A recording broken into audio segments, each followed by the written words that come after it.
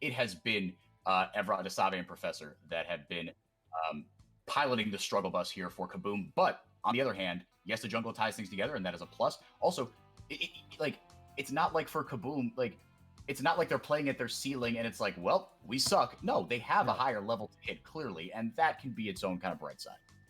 For sure. And we are now right into picks and bans here. Bans coming a little slower here. Galio and Aphelios being banned by Rensga here. Akali by KBM. No Pantheon yet, but I sincerely doubt that's going to get through. Yeah, it's been 11 for 11 ban presence, not even pick ban presence. Akali 100% pick ban presence. She was banned last game, right? They didn't. Yes, she was. That's continued. Yeah, the ban's coming in slow here. Wow, all that thought just to ban the same thing you banned 11 games in a row. 12th one, Pantheon will not see play. In fact, he will be explicitly told, no, sir, you cannot play here. You must be this tall to play in CBLOL at the start of this split.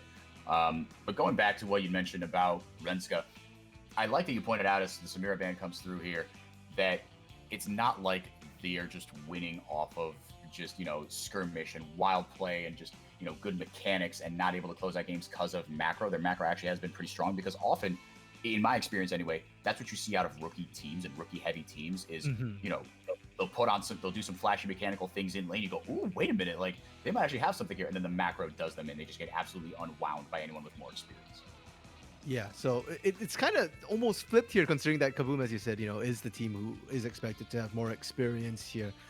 And at least the org definitely has been around a lot longer. But first pick comes through, and it's going to be the Kai'Sa, which is interesting, not only because Kai'Sa is currently so highly prioritized alongside Aphelios and Jhin and Samira, but also because Desave has only played Kai'Sa up to this point. So now Desave is being taken off the comfort picks. Of course, it'd be the Misfortune. What else right now? It doesn't seem like Jhin is really that big here in CBLOL.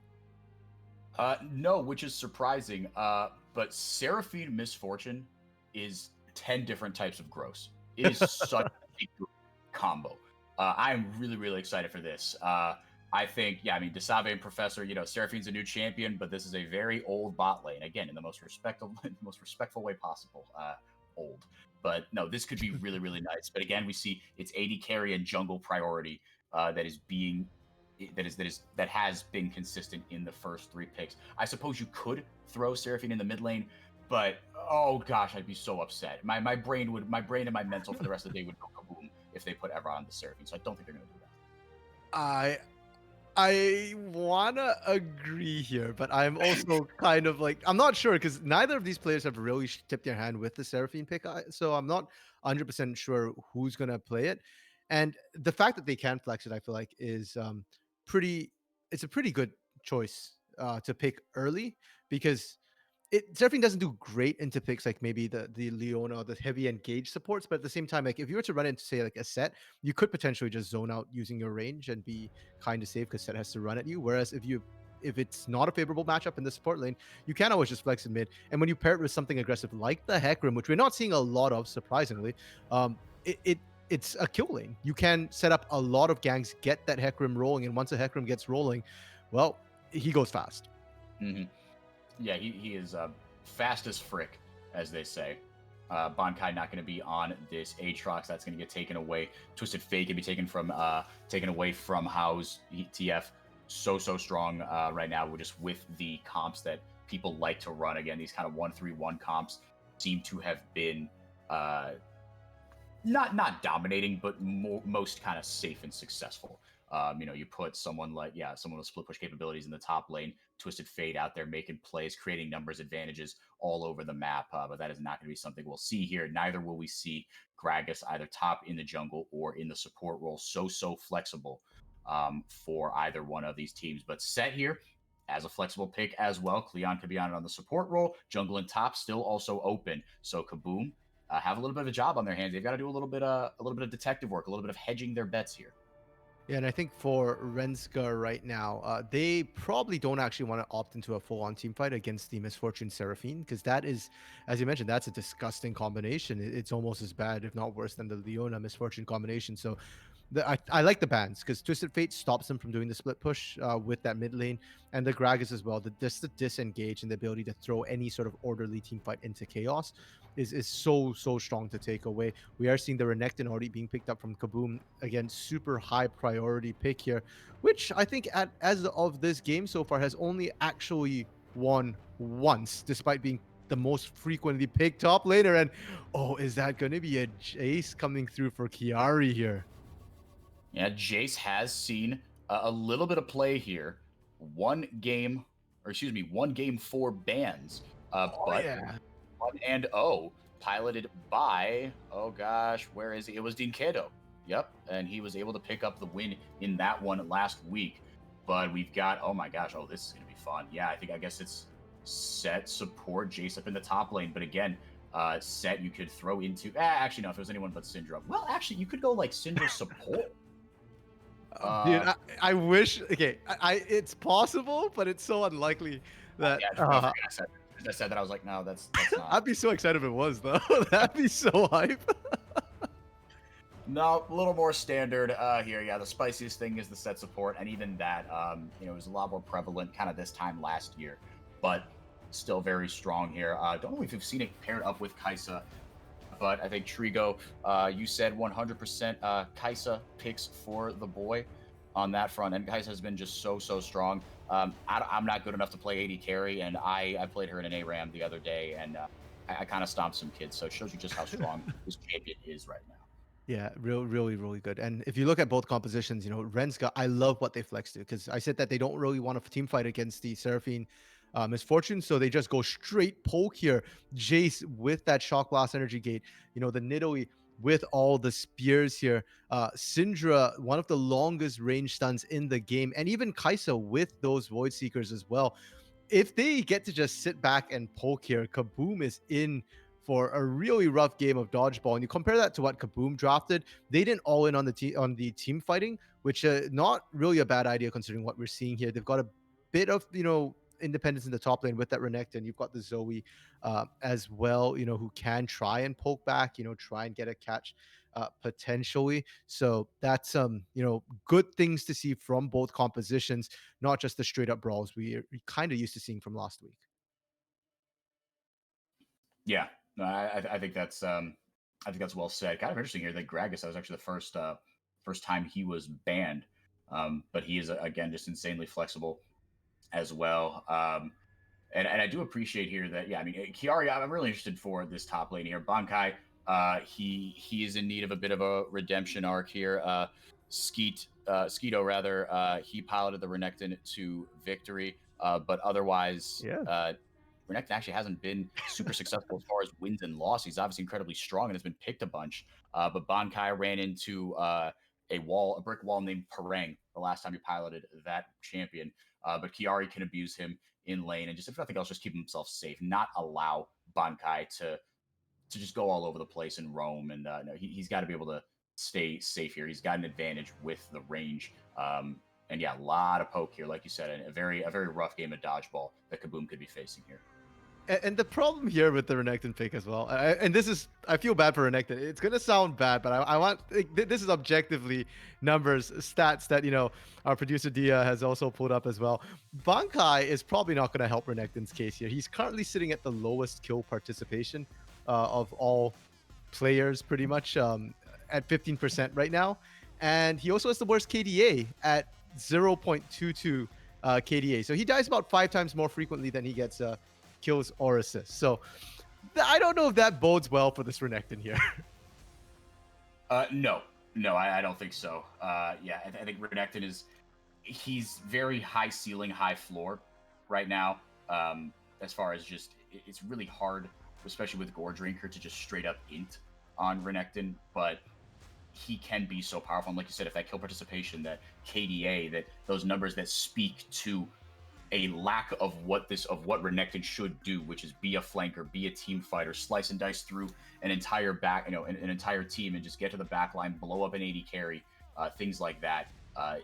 It doesn't bode well for the composition, no. Oh, and already bot lane, we are getting a bit of a scuffle here. Desabe having to blow the cleanse early, but is still alive. And I guess that's a win if you don't get completely poked out. It's just the summoner for now. We'll have it back up eventually, but for the next little while at least, I don't feel like the Misfortune should really be in a position to get grabbed again like that. No, you would hope Just gonna not. say that. But, yeah, Cleon, they got the level 2. They are abusing it. Fantastic quick trigger level 2 there from the bot lane of Renska.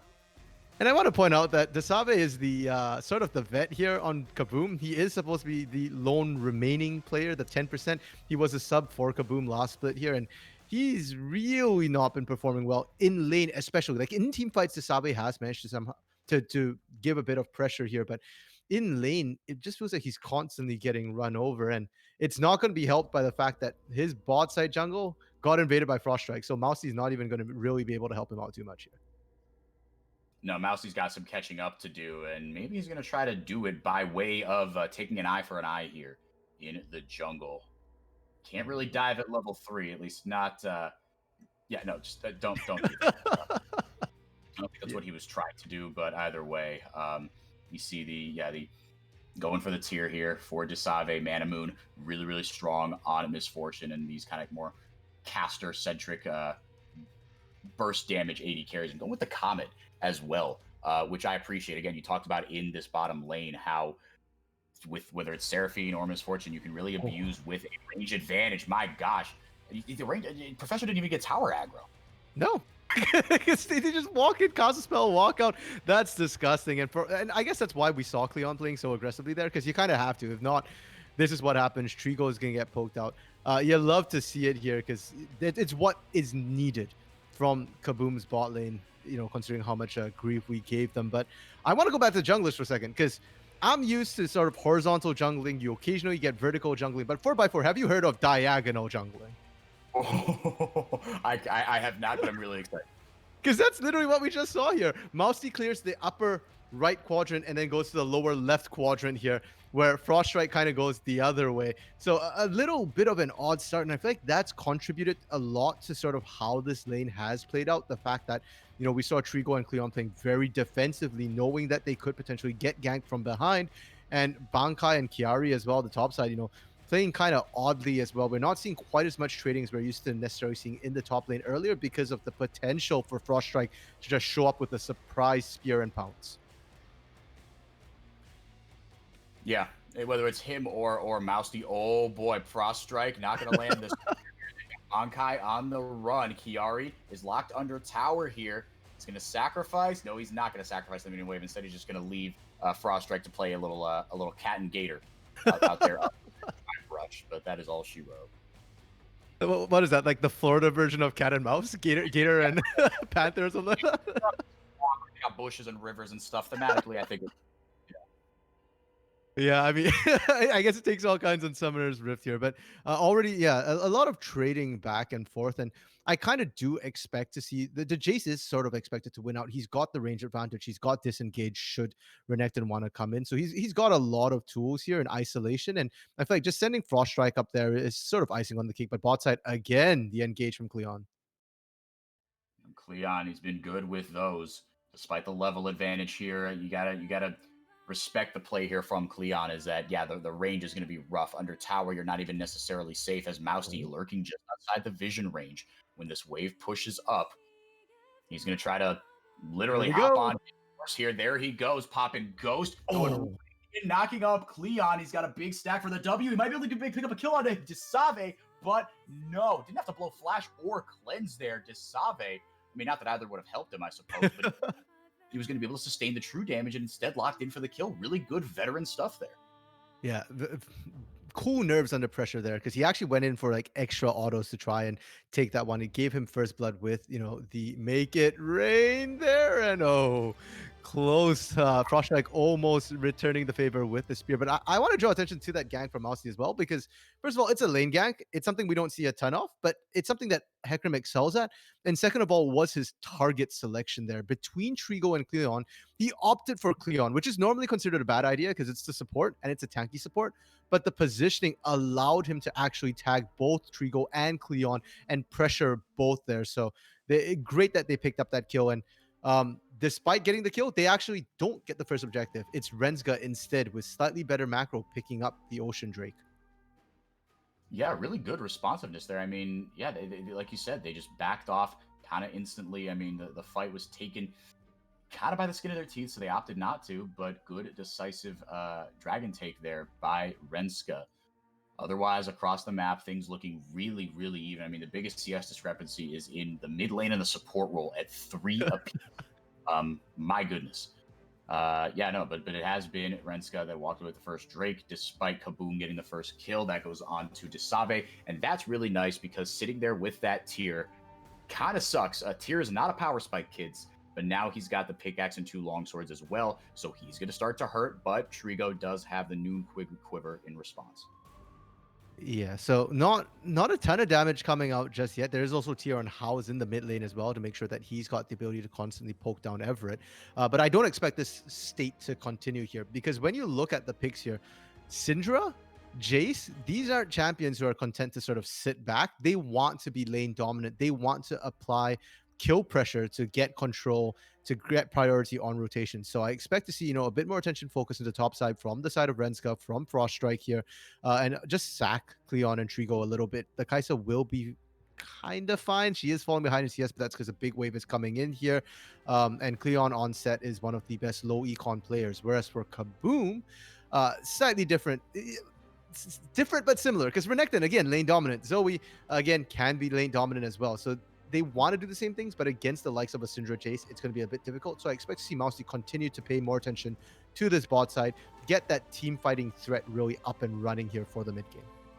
Yeah, and both of those picks, Evrod and Bankai on the Zoe and Renekton respectively, as the charm goes out again. Oh, whoa. TP behind. Gosh, Professor and Desave, I could kiss you both. Kiari coming in with the Jace, the TP. Heal popped as well. E goes out from Professor and an emote to boot. Meanwhile, we've got a circle. Chicken camp. Mousty taken low here, did pop the onslaught of shadows. No dice there, but again, that combo is so lethal. The range on the Seraphine ult is sneaky. Yeah, they're gonna keep going. Frost Strike's just barely alive there, and this game of chicken's not going too well here. Feeling more like a game of Raptors, and Everett's winning that one here. Not what you want to see of your house, but good sign for KaBoM because before this last week, it didn't feel like it wasn't just that they had bad communication and that they were looking lost. They actually looked like they just had really bad lanes as well. So I feel like getting good lanes or winning your lane is step 1 to trying to make a bit of a return to form here for KaBoM. Sure, no, and they have started that off nicely here. Mousty with a couple of sneaky ganks, right? Not taking the traditional river route, being cognizant of where the vision lies in his lanes, and able to pick up 2 kills for Desave, who's really going to start to hurt. On this next recall, he should probably pick up, what I would kill for a toggle button right now, but I think he should be able to pick up, if nothing else, his boots. Boots would be kind of your consolation prize, but if you could pick up your Muramana, or Mana Moon rather, then I think that would be pretty nice. Yeah, he probably doesn't really need too much boost, but mid lane. Oh, House caught sleeping at the wheel. One more auto won't do it. And didn't have to blow anything either. Wow. Okay, well, who's laughing now? House just got off scot-free. Okay, I feel like we should probably talk a bit about how the setup of that particular gank went, because it looks like, House got caught. But what actually happened is Professor roamed up in one of the weirdest roams I've ever seen. I was trying to figure out what he was doing. He walked like right through the lane running at House there and had to back out. But I'll have to put up this on pause because topside, 3-man dive coming through. They're going to try to dive the Renekton. Bankai sidesteps the spear. Shelly has been summoned. It's 3.5v1. They get a bunch of turret gold. 3 plates down. Bankai pops Dominus just in case. Cleon in. Dashing in. He's going to get taken away from the tower. They're dashing out. And with a very good Haymaker shield, Cleon will stay alive. Well executed. Yeah, it wasn't clean, but they made it work eventually there. And, that's all that matters. They got the kill. So that was a little iffy. But they take those, and that's good for them because they need to get Kiari snowballing. That's what you want to see with the Jays here, especially if they're having to stop to take tier. That will help to get past that. And they actually, I don't think they get the turret. Actually, they might. The TP coming from Bankai to stop it. Yep, you're gonna have to settle for a bunch of plates. Bankai rather. Void Seeker going out here trying to save this bot tower. This I don't think they'll be able to save unless one more auto. Oh, you hate to see that. Okay, they've got another wave coming. They'll be fine. It's bait. Bossy's there. Yeah, he's joining the party here.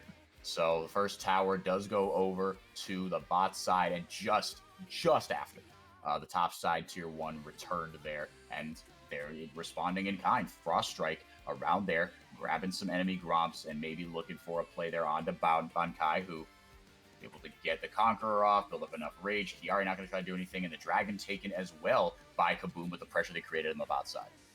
Okay. So KaBoM actually looking pretty good right now. The fact that that TP at the top side saved that turret, they get first turret, they get Dragon as well. So a bit of a flip from what we were seeing just 4 or 5 minutes ago when it looked like Rensga was the one making the proactive macro moves. It's really good from them, but I also feel like it's partially a result of sort of the circumstances here. The fact that for Rensga, they committed so much to top, they had to send everybody back to reset. Whereas bot side, Desave and Professor are making their own leads, getting Desave ahead. And it's going to be really scary for Rensga, especially because Desave is up already 2-0, already has that Gale Force completed. The first mythic for the side of KaBoM. And if you pair that with an Encore or a beat drop from Professor onto 5-man, it's going to be absolutely massive. Yeah, no, it's going to be really, really gross. And now looking for something here. The Showstopper in, Void Seeker out as well. One more auto to pop the Plasma. Not going to happen. Mouse D able to skitter on away. Just one set ultimate blown. House did go down. So another kill over. And this one going to Evrod. He had to burn the flash for it, but that's okay. And now taking something away from the side of Renskar, or at least trying to here, as Desave up there as the AD carry, the biggest push threat right now. Trying to take as many of these plates down as he can at the 14-minute mark. Herald's coming up in 30 seconds as well. So having Desave and Professor already there, that's good for them here. They do have to be careful of a potential gank from Frost Strike, though, because they have no backup. And while they are strong in a 2v2, that's in one direction. If they get flanked here, they've got everything facing one way. They have no way of dealing with anything coming from a different direction. And Desave, he's got some help from Professor, so able to clear that ward with minimal damage. He took a spear to the face, but that was the worst of it. Now Kiari and Bankai have taken their talents to the bot lane. They're going to play in the sand, fight for some scuttle crabs, but no one's going to win, because no one wins when you fight. Violence is never the answer, unless, of course, it is, in which case, yeah, kill each other. Big haymaker there. The encore, the combo is just too easy to execute, RMC. Oh. Frost Strike with a big fat spear. No tower to run away to, but a really nice double E there from Professor. Trigo able to follow up with a kill. He's going to get the Plasma here, and the kill is going to go to Frost Strike. But now, joining the welcoming party here, Evrod and Mousty. They're going to be able to pick up one. You'd like to think Trigo doing a nice job of kiting away Evrod here. But Mousty is going to help out. Nice stopwatch there from Evrod to buy him a little but Kiari able to mop it up. And how about Renska? Just making mincemeat of KaBoM. I thought for sure they were going to get wiped off there. Renska, oh my goodness, that was so good from them. And Kiari actually walked up from the bot lane. This wasn't, a TP play to respond to save his lane. He walked up there. So he dangled his bot lane as bait. And the confidence in his team to not scream for him to TP and just actually let him do that, absolutely massive. And because of the way they came in, it just felt like KaBoM constantly like, oh, I want to kill somebody. Nope, somebody else is here. Somebody else is here. Somebody else is here. And they never really got to focus. We are seeing the teleport come through for Everett here, but it's going to be a little too late. Shelly already picked up once again by Renska. Yeah, so far so good. They've been taking advantage of just these kind of little overstays, little misplays, and the cohesion is better than you would think for a roster that is playing with a bunch of subs. But I mean, are they even subs, right? I mean, this is a 10-man roster, and we know there's going to be fluidity between Renska's, their CBLOL team and the academy eventually. But I think this is to a degree the product of them keeping the same 5 guys that helped them go 1-1 in week 1. And now, if they keep playing like this, KaBoM is not out of by any stretch. Not what I'm trying to say, but they're looking sharp here. They could win this. Like this is a really good performance from Renska so far. Yeah, and this is how Renska wins as well. It's not through lane dominance. It's through just sort of better teamwork, better coordination. Bot side, Kiari trading away with Bankai, but a good knockback from that hammer. And this is why Jace is so obnoxious to deal with for Renekton, because great, I'm on you. Great, I've got Gore Drinker, but one hammer and I'm off. And there's nothing you can really do about it. Yeah, he pops the gator, he boops the gator on the snout, and is able to get him away from trouble. Yeah, that's so infuriating because that should be when you are at your strongest, right? Is as a Renekton, when you're up in everybody's business. As stream going out here, at least some part of it. The overlay still works, so that's fun. And we're back. We're back. There we go. Whew, all right, no harm, no foul. Yeah, did Nocturne make it into the game? I could have sworn we didn't have a Nocturne here. What on earth? Paranoia. It goes crazy. My gosh, it's not supposed to be that much interactivity.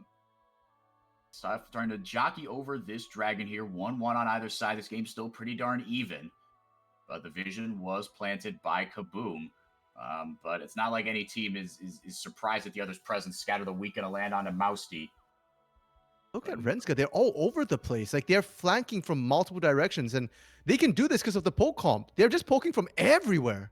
Speaking of poke, Evrot getting in and getting out, not going to be punished by any CC. Cleon couldn't get the two-sided anything there. Mousty going in, but he was too low. He gets popped by Chiari. Sleepy Trouble Bubble lands, but able to get the Haymaker off there. Showstopper, going to try Dying Breath, and a really good Haymaker. I've loved Cleon's play on this set. Really, really knows this champion's limits. And now looking for a little something else. My gosh, Evrot hits like a truck with that Luden's completed. Those hit really, really hard here, but Froststrike not giving up on this Drake just yet. In fact, will take control of it, wrestle it back, and KaBoM opting to instead go for the tier 1 tower. Yeah, I think KaBoM making the right choice there. It's risky to keep playing around that, and they don't win the poke war. Yes, Everett hits like a truck, but his mana pool is still a mana puddle at this point, so he doesn't have enough in the tank to keep on going. And instead, they smartly rotate to mid. They trade tier 1 for tier 1. The Cloud Drake is picked up by Rensga on this, but more importantly than that fight is how the setup to that went, because that was disgusting from Rensga. The way normally you don't ever want to split in a position like this. If you split, it's because you've got a flanker and that one person or maybe two flankers want to be able to collapse from the back. This wasn't the situation here. Rensga split up because they wanted poke from 4 different directions. And the one person who couldn't poke, Cleon, I don't know if you saw where he came from. He went through the enemy jungle. He went on a full-on all expenses paid safari trip, came out the back end, and just found Professor on the exit as well. So it was just so good from them to be able to collapse from literally, in this case, every single direction. And that's what I was about to say before the fight broke out. You were saying as the fight was about to break out, you said, man, they're flanking from a bunch of different angles. What I was going to say was, well, they've got to be coordinated here, right? Because you run the risk of one at a timing. But that is what a good flank will do is it'll take, KaBoM will think it's a one at a time, but then Renska say, no, we're all here. You just had your head turned the wrong way. Oh dear, Everett. Got blue reset on him there. If he does pick it up, he'll have enough mana to make it worth, I guess. And it's not like he's losing much on it. Yeah, Everett able to pick that one up. But can they repeat that? Baron is up now. I don't think either team goes for it. It's going to be super rough for KaBoM to even try to go for that against that much poke. Ooh, almost caught out there. Cleon had the Sleepy Trouble Bubble land on him. Oh. And these spears, I mean, these are just a lot of poke here. Double flash and the Dominus burn. Chiari drops the warp gate on himself to keep himself safe. And now the chase is on. Cleon's got to be careful he doesn't get caught out here. But that flash burned by Bankai, really big. Can't dash through minions either. So House knows he's safe, or relatively speaking anyway. Scatter the Weak does land onto Bankai. Over. In with the E, but gets chunked down. There goes Cleon. He's an absolute monster. Doesn't get the Haymaker off, and the bullet time comes out as well. They trade 1 for 1. Bankai with the kill and the death. Cleon down for the side of Renska. KaBoM coming out on the short end of the stick here so far, but they lose their primary tool of engage to Renska. So even though they don't have a Renekton to deal with, they don't have a go button. You know what? Props to the observer here for, zooming out and being able to track where all the poke is coming from. Because I feel like I'm not watching League of Legends. This is flat out dodgeball here. Like, everybody's just corralling each other into weird corners, weird pits, and they're just like chucking stuff, seeing who can throw enough or who can throw more and what lands and sticks here. And you know what? For a game like this, I'm not expecting a ton of kills because I feel like there's going to be... Oh, never mind. I take that back. Trico's going in. Eagle looking like Uzi, but Uzi fell asleep at the wheel, and he's not going to land, flashing in for it. Evrot able to help set up the kill for Desave. It was gutsy. That was very, very gutsy. Yeah. He had the killer instinct ready, and he went in on it. But forgot there were other people around. I think in a one-on-one, he definitely wins that. but it's a 3v1 and you're an ADC. That's not where you excel, unfortunately. So KaBoM able to pick up a literally free kill on the back of that. Yeah, no, they won't be too mad about that. And Desave really emerging as the win condition. He got those 2 kills early. Mythic items have been completed across the board. Gale Force still really, really strong. You can play these immobile AD carries so much better with this item. Whereas Trigo, I mean, he's got so much mobility, doesn't need the extra mobility. Although I suppose 2 schools of thought there, but that's a whole other segment.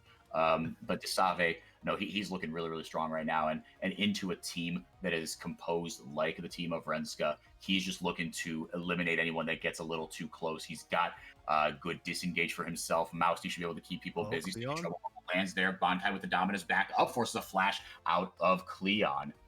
Could try to Hex Flash back in and contest something, but this is a setup for this Dragon. Renska trying to force Soul Point, but they're on the back foot right now. And both teams are kind of missing quite a bit of farm here because they have to sort of siege up as 5, and it really feels like whichever team is on the front foot is in a pretty good position for themselves here, because we saw right here KaBoM is the one being aggressive, and they're able to not necessarily find engages, which is what they want to do, but because their posturing is so aggressive, they're actually kind of getting poke off of it. And when you posture aggressively, a poke comp like that has to back off. They have to be scared, and they start losing a ton of pressure. They've lost a mid lane inner turret, which is huge because they're going to lose a lot of pressure. And now they've lost all and any sort of priority over the Dragon. But instead, they will take their talents over to the Baron. It looks like they don't have attack. Yeah, do Renska have the damage? And you see the value of Cleon here. When Cleon is not in these, oh honey, oh my gosh, then that's not where you want to be. I told you to show up to the fight, but that's not where I wanted you to go. Professor able to land that. He's just going to do everything he can to stay alive. Yeah, he get out. Bird, Cleon giveth and taketh away, but he might get away here. Ooh, Edward, unless he's got something to say about it. Oh my gosh. What? Yeah, my gosh. That was ridiculous. Oh my goodness, I can't believe Cleon got out there. I thought, when you said that this is why they need Cleon, Cleon's not there. I was going to make a joke about how Cleon is not there. He's back at Fountain, but he actually made it back out. I can't believe that. How does a Hecarim not manage to chase down a set with Ghost available, with Chilling Smite? I've really got a question. I don't know what happened there, but it was amusing. Oh boy, yeah, I guess we'll look on the bright side. Hey, Mousty still has his Ghost. They've still got the ability to start fights like that. It would have been really tough, even if they got Cleon. I don't know how great it would have felt to blow Ghost for that, but either way, life goes on here. That Baron was not taken, and KaBoM able to tie it up on the Dragon front, able to pick up that Cloud Drake in response. Renska, yeah, but we'll just wipe that last little minute there. But again, I think the importance of Cleon as the go button for this composition. Excuse me, we've seen it, and I don't think it can be overstated. He's got to be careful. He's way too valuable to this team. Yeah, Showstopper not available for this though. So as Baron is being started up right now, they don't have vision, and even if they had vision, it is going to be a little rough to try and initiate this one. Scryer's Bloom popped will show them that, but look at where Mousty is. He's just waiting to collapse on the flank here. Yep, they've been taking a little bit low here, and now Mouse. He going to go down. Desave going to pick up the kill. Tower taken. Look at Chiari. He's in the bot lane. He's going to take an inhibitor as well. Posturing around this Baron. I don't even think they're going to be able to take it. KaBoM, your base is in tatters. Frost and Trigo are just going to poke them out here with Spears and Void Seekers. KaBoM's got to find a way to make this worth it. They send Bonkai back to try to respond here, and I think that will be enough. But Chiari just completely unchecked there. Trigo in a little bit of trouble. Frost Strike very healthy. I don't think they win this 2v4, but they're just wasting time right now. That's beautiful. Oh, 4x4. This is why the poke meta kind of went out of style. Because first of all, it's very boring. And second of all, it's also very, very risky. And we're seeing it here with Renska. They're good at stopping KaBoM from trying to do major objectives like the Baron. And later on when they do Elder, they're good at that. They're good at sieging up a turret if they're ahead. But when you're even here, you're playing on a knife's edge. If you miss position at all, like House did, you're dead. theoretically, Cleon should have been horrifically punished for his misposition, but he got out. And it's just so risky and so difficult. You don't even have enough of a front line to try and start up the objectives yourself. Because while you do great poke and it's great at dissuading your opponents, it's not so good at doing it yourself or keeping yourself safe. They found a Save. Ooh, yes, they did. Yeah, Cleon set it up. And I guess he did knock it down as well, but Trigo certainly helped with the killer instinct going in. I thought he might have gotten punished for that, but he stayed on the edge of the damage range really, really well here. House's Banshee's Veil does go down. It's been all about this Baron for the last few minutes, RMC. Yeah, and again, as I was saying, poke comp can't do it. They've set up for it. You got the kill. That's nice. What now? Look at how little damage they're doing and how much damage they're taking trying to do it here. Sleepy Trouble Bubble. Bankai looking for the flank, but it's only 4 members here still waiting for Desave to get back up.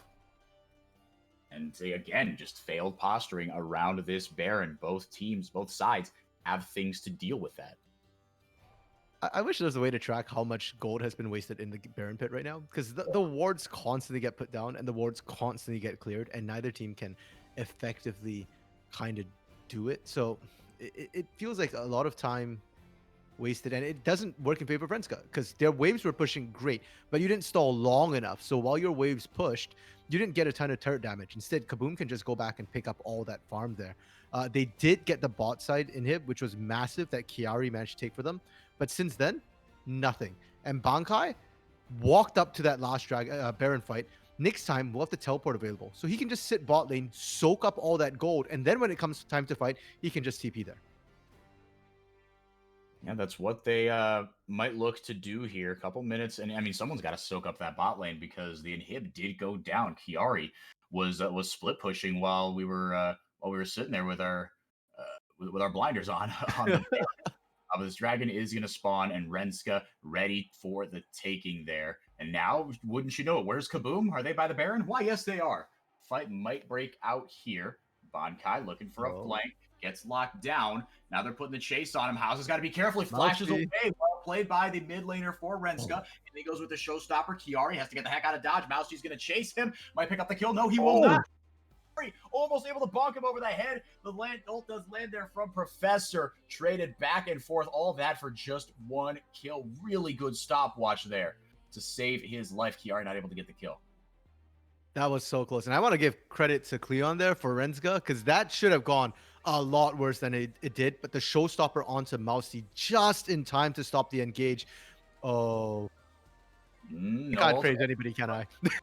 Yeah, Cleon just buying time.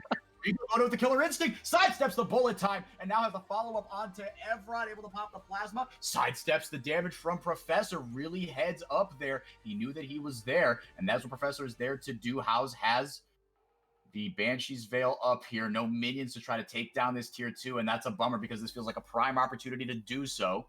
Oh. Not going to land. Mousty goes right in onto House. One more. But the spear pops Mousty. Okay, now the question is, can they do Baron? I feel like we've been here before 4x4. Renska wins a fight, they turn and burn, and the TP is already coming out immediately from Everett here, but this time, Baron is burning down pretty quick. He's got the smite on his W, so he could portal jump, damage smite in and out. Really good zoning there by House and Chiari. That is how you take a Baron with a poke comp. Yes, after much pain, much tears. But they do manage to do it. And that is huge, massive, ginormous, cannot be understated for this Renska composition, which has been struggling to find traction in the mid game. Because now you have baroned up minions. They can push in, and you've got your meat shield for your poke comp here. You can siege up way more effectively than most compositions. Add in a couple of baroned up siege minions, and that turret will go down, or KBM will be forced to initiate into you over and over again when you can just keep walking back, kiting back out from safety, and just chucking more poke down. Yeah, and the items really have come in. I mean, for all that time that we spent just seeing how long it would take for this Baron to be taken, in all that time, there was a lot of gold wasted, but there was some gold accrued here. And Chiari especially is looking really, really strong. He's got the Cyrildas there, the Eclipse. He's got basically 3.5 items. That Mana Moon is fully charged. Double E's going to land, and in he goes. The bullet time, and Wombo combo's not going to land completely. He jumps right back in. He was dead. He was completely Frost Strike. Frost Strike said, no, wait, what do bullets taste like? I haven't found that out yet. And he just took a bunch to the teeth. No need to do that. No, Cleon's the support. His job is to be your tank initiate. If he goes down, he goes down. It's his lot in life. He knew it was coming. But Frost Strike, that was just unnecessary there from Frost Strike to just hop in there.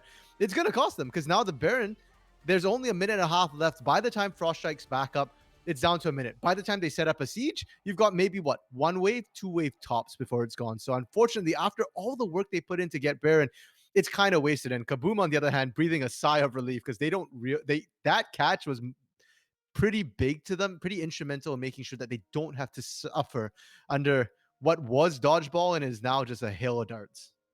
Yeah, and Chiari and Hauser going like, I can't do anything. I can't leave you guys alone for 1 second. I got to do everything around here. And they're just them and Trigo just running around the lanes trying to Baron up the minions, and it's unfortunate because now they have to sacrifice the Baron up on the top side of the map. They're going to focus on, which, to be fair, if you've got to choose 2 lanes to focus on with the Dragon coming up in a minute here and the opportunity of the Cloud Soul, Baron up your mid and bot. That's your best case scenario. Yeah, pretty much here. And I honestly don't think the Cloud Drake's that important for either of these comps. The ultimates aren't huge. Everyone's got to be careful. We're used to seeing the Zoe poke, but that Jace poke is getting up to the Zoe levels here. Everyone's like, wait a minute, we don't have Viego yet. Who's that Zoe over there? Charm is going to land. Bullet time available. He's going to wait. Really good play in a point there. Tight corners in the jungle. Falls asleep and goes down. Desavi going to pick up the kill onto Cleon. And now it's KaBoM on the front foot. Evrot staying completely safe, but Frost Strike or Chiari rather, going to pick up the kill onto Mouse. The Professor picking it up. Another one there. A big shutdown kill for him near the tower. Renska still with their 2 biggest damage threats. Oh my gosh. Still able to dissuade taking the Nexus tower, the inhibitor tower rather. Do they have enough for a Baron? No TPs available for Renska. It's just gonna be up to Chiari to do something cheeky. Yeah, and I feel like if anyone can, it's gonna be that Chase. Look at that damage on Desavi right there. That's so much. Oh, Kai. He goes, remember me, buddy? I'm your friend from laning phase. Doesn't have the dominance available though, and Chiari is just gonna kite away. Pops the warp gate. And is, oh my gosh, Professor Chiari, it's his world. We're all just living in it. He's playing this Jace really, really well. Yeah, it's so. I mean, for a second there, it looked kind of dicey. He was getting flanked, but the ability to just run away. Yeah, he has to blow flash, but he got the flash out of Bankai as well. So, not too shabby at all. And here's the fight that led to all of this, which led to Renska suffering here. And it's because they got caught in this really, really bad choke point. Poke comps don't want to fight in tight corridors. They want the open ground, the open field where they can maneuver and make sure they can get out. And once KaBoM sort of got into that and sunk their teeth in, they just did not let go. Turret, we don't care. We just want you dead. And House and Chiari here, the only survivors, did what they could, or at least Chiari did. I didn't even know what House was doing while that was happening, but Chiari certainly tried, didn't succeed, but it still bodes pretty well that he hasn't fallen off at this point. Yeah, I think you're absolutely right. I mean, you look at this damage. I mean, Chiari has almost twice as much as second place.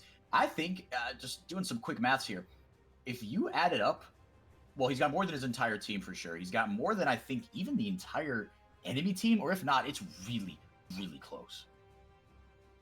Yeah, I wouldn't be surprised at all because he's just doing so well. And this is why, like, I feel like Jace is so strong in competitive. He's a dominant laner. He's got good poke. He's got good disengage as well.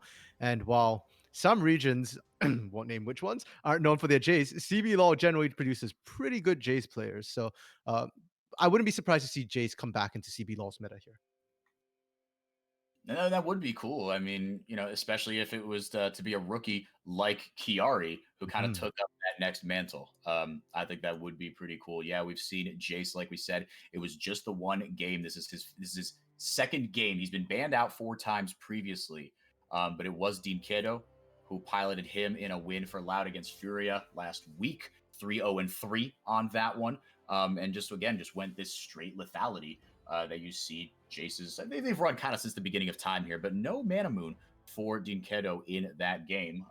But opting for the extra scaling here for Chiari. Yeah, and it works out because I think this game's already running a lot longer. And when you run a poke comp, you want the mana as well. And with the poke comp, normally in games, when we hit about the 30+ minute mark, there tends to be a bit of a lull when objectives are down on the map. But with poke comps, things run a little bit differently because you don't kind of get as hype moments when the two teams like run at each other looking for the team fight. Instead, there's a lot of poke and it's a lot of like, oh wow, they landed that poke. Look at the Save almost dying, or look at Everett just popping somebody off there. But it's a bit more consistent in that both teams will sort of just try and line up so that they can start getting their poke down. And to that, it's a bit hard to say there's a lull phase. So we have to get ready to have action potentially burst out at any second here. I'm literally on the edge of my seat because otherwise I tend to slouch and that hurts my back. But I'm waiting for this fight to break out here. We've had a couple really good games. I mean, I'm sure we'll get a stomp at some point. Well, actually, I don't know about that actually. But you and I thought, just given the slate of games, I mean, I'll say for myself anyway, I was a little pessimistic at maybe the excitement of some of these games, but small sample size. Oh no, House, there goes the encore. Oh. Drop to follow it up. In goes Keelan, and Keelan just whisked right away. One-way trip, express Concorde jet back to the gray screen. That was rough. And House blew both flash and cleanse to get out there. It still almost just dropped to the raw damage. So, not exactly a stomp per se, but certainly that was action to kick things off. And kaboom, they're on the right inside track with Holy moly, Chiari! Save some damage for the rest of your team. How selfish. My gosh. Doing what they can with this Baron, and it secured there. I thought it was stolen for a second there because Kaboom were on the left side, and I saw the Hecarim on the right side. My brain, oh, thank God I didn't commit to that verbally speaking. But Baron secured here by Kaboom. Let's pray they can do more with it than Renska did with theirs. Well, to start things off, they are going to be a bit on the back foot here. The waves were all pushing in. So they will have to at least push that out. And I'm now looking at Mausti or Bankai because so far, most of the fights they've won have come off a flank, a great ambush where either you got a wild gator or a wild horse just popping out a bush somewhere behind you, hitting that back line. Because without that, it's going to be very, very difficult to engage. The warp gate is a great disengage tool there. So they've got to find that and they've got to do it quick because look at Chiari. Guess where he's back at? Yeah, he's back in the bottom lane, continuing the anime arc here. And they say, all right, Kaboom, you got the Cloud Soul, like you said, really not that big a deal in this comp. But now Kaboom, they're saying, look, I don't think they're calling their bluff. Kaboom saying, all right, look, we'll send Bankai there via recall, but they forced the TP out of Chiari. Chiari just panicked. He thought, wait, why isn't anyone coming to catch me? Oh my gosh, the base. Yeah, good, great decision making there from Kaboom. They recognize that, hey, you know what? Our minions are up. We shoved out the lane earlier before it went to Dragon, and we can do this. And they just blitz it. And 4-second Baron recalls. Bankai gets back to base in time, but everybody else from Renska doesn't because theirs is an 8-second recall. They can't get there in time. And that's huge because now they've broken a turret open. So Renska can't just fall back and hope and trust in that turret to try and buy time for themselves here. No, and Evrot and Mausti will be able to get away here. Yeah, no big objectives to kind of play for here right now. Just a little bit of posturing, just trying to secure vision, farm up, try to hit that 4th or 5th item. Mortal Reminders coming in for both AD carries to deal with that Renekton, and I guess the healing from Set and Frost Strike. I mean, I don't know. I mean, the rest of the build is complete there for Desave, who's eclipsed the 400 CS mark. I will say, though, we were talking coming into this game about how the bottom side of the map, the veterans need to step up for Kaboom. I would say they stepped up. Yeah, I think that's very, very fair to say here. For all that, Everett doesn't have a ton of kills under his belt. He's only died once, and his poke has been instrumental. And Desave, 8-3 and 8 in a game where we're praising Chiari. Chiari is only at 5-2 and 2, has less CS, is not quite as big in terms of gold as Desave. So definitely, I'm very happy to see this, and goes back to what you're saying about how you're expecting, not as close matches. I'm glad we're seeing very close matches, and I'm glad we're seeing it for the right reason, not because both teams are clowning around, but because players are stepping up big. No, it's fun, right? Objectives get taken, and then towers get taken in response. Picks are taken, right? It's never a dull moment here, and if it is, it's just because I don't know. I mean, it's just because you can't. In the moments that are dull, like you said, it's not. If it wasn't dull, it would be because someone's clowning around here. Kiari has the flash forced out of him and just sidesteps the sleepy trouble bubble.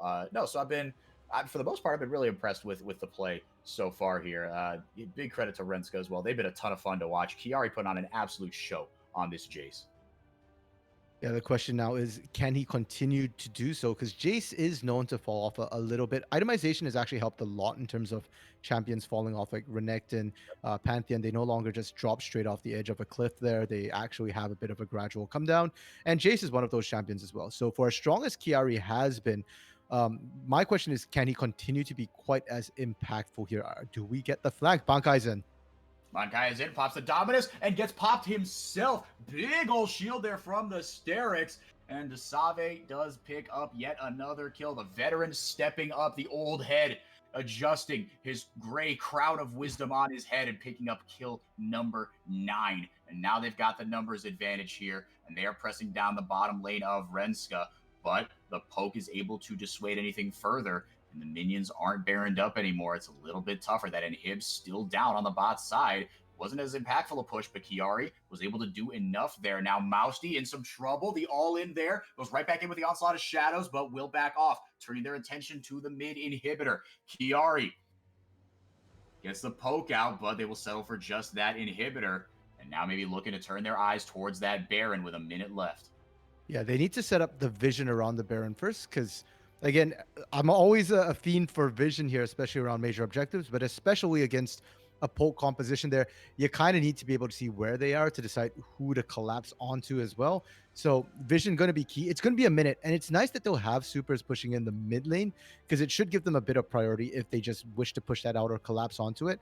But it's not as impactful as, say, a bot lane inhib going down here. So their choice to send Bankai a little bit sketched because he doesn't have teleport. They will have to be careful to make sure that Bankai can rotate to the Baron in time here. And now Kiari and company. There's a little bit of awkward timing. I mean, it's about a minute between the Baron and the Dragon.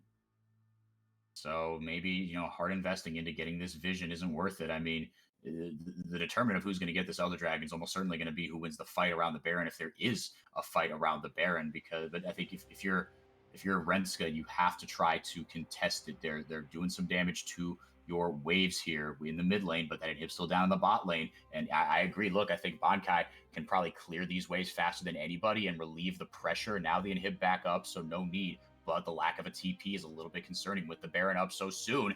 And he does have flash here. Cleon gonna jump on him. He is so fast. Play pops the showstopper, but here comes the Dominus. Professor trying to lay down some CC. There's the B drop. Goredrinker takes it back up the floor. Are you kidding me? As well, Professor taken low and will go down at the hands of Froststrike. Evrat buying himself a little more time. How is Bankai still alive? Thank you. In his place. That is not fair. Kaboom picking up 2 more kills, and somehow still alive is Evrat. A double kill. How about 11 for Desave? What on earth did we just watch there 4x4? And they're going to keep on going because Mousy... Oh, okay. I thought he was just going to go charging in.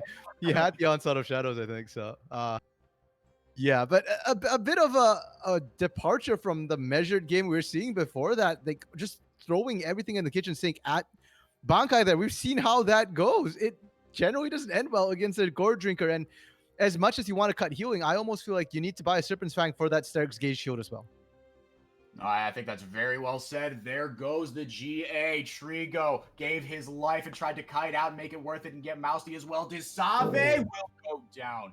That would have been absolutely gut-wrenching if he wasn't able to pick up that kill. Elder Drake up here. House trying to delay the inevitable here and keep Evrat off it, but Mousy by himself doesn't have quite enough damage. He'll finally get some help from Evrat as the disengage here comes through for House. Now getting a little more help. Kaboom, have Professor in tow. Bankai will be there a little later. Chainsword coming in as well for the Gator. Kiari now joining the party and dissuading off the Elder Dragon. Let's see if it'll reset. Elder Dragon's going, hey, I just want friends. Come play with me. He's trying to find someone to latch onto, but instead he'll just get a whole bunch of his health back. Okay, so at the end of that, once again, the dragon seems to be the winner in these engages here, not getting taken down. And we're getting a bit of that Baron situation again, where lack of damage, it's going to be hard. Same at Baron, same at Elder. And uh, I think the games today are running a bit long 4x4. We should strap in for a bit of a long one here. I'll say, my goodness, this is going to be the game one between Flamingo and INTZ was the longest game of the year. No game of the first 10 had eclipsed 40 minutes. That one went well over, and this one might hit 50. Yeah, because I don't see it necessarily ending quickly anytime soon, unfortunately. The teams have shown that they are a bit difficult to try and take down. Cleon with the flank. He's going to suplex Mousty into the back line, but he's going to get popped. Doesn't have the chance to pop the Haymaker's shield. A stopwatch comes in for Bonkai, and a double kill comes in for Desave. Really well team fought by KBM. They abuse the fact that Renska only have one go button, and they say, see ya. We are going to end this game before 50 minutes. Let's all go home. I've got to admit, I'm a little relieved that my prediction was wrong and I cast a curse it, because I was expecting a long one, but this is one way to end it. Not who I predicted to win it, but KBM managed to blow up in the right way here.